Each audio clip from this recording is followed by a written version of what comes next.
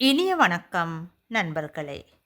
குட்டிக்கதை 208 ஆப்பிரிக்காவில் இருந்து நான் டாக்டர் பிரமிள நாகேஸ்வரராஜ். ஒரு வினோதமான போட்டி, அதற்கு பரிசு ஒன்றும் அறிவிக்கப்பட்டது.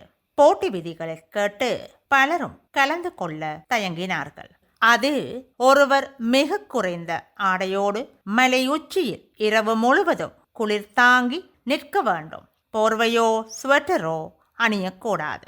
ஒரு இளைஞன் மட்டும் தைரியமாக கலந்து கொண்டு அந்த கடும் குளிரிலும் இரவு பொழுதை கடந்து விட்டான். போட்டி ஏற்பாட்டாளர் வந்து நீ மலை உச்சியில் நின்றபோது மலைக்கு அடுத்த பக்கம் தீமூட்டி சிலர் குளிர் காய்ந்தார்கள். அந்த வெப்பம் மலையில் பரவியதால் குளிர் குறைவாக இருந்தது. எனவேதான் உன்னால் அங்கு நிற்க முடிந்தது.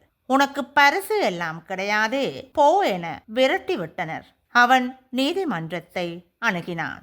நீதிபதி போட்டி ஏற்பாட்டாளரை அழைத்து பரிசை கொடுத்தால் என்ன என கேட்டார்.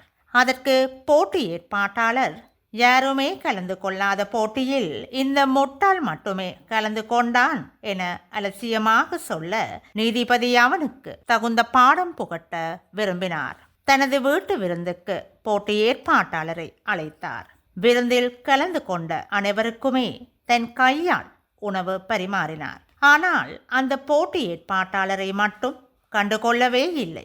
எனக்கு ஏன் இன்னும் உணவு பரிமாறப்படவில்லை என போட்டி ஏற்பாட்டாளர் கேட்க, மலையின் தூரத்தில் எரிந்த நெருப்பு ஒருவனின் குளிரை போக்கும் போது உணவின் வாசனை உன் வயிறை நிரப்பும் தானே என கேட்டார் நீதிபதி. போட்டி வைத்து இளைஞனை ஏமாற்றியவர் அவமானத்தால் தலை குனிந்தார். ஏமாற்றுவதே சிலருக்கு கை வந்த கலை.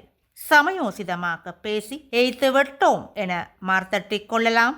வீசிய அம்பு தனக்கே திரும்பும் என்பதை மறந்துவிடக்கூடாது. கதைகள் தொடரும். நன்றி, வணக்கம்.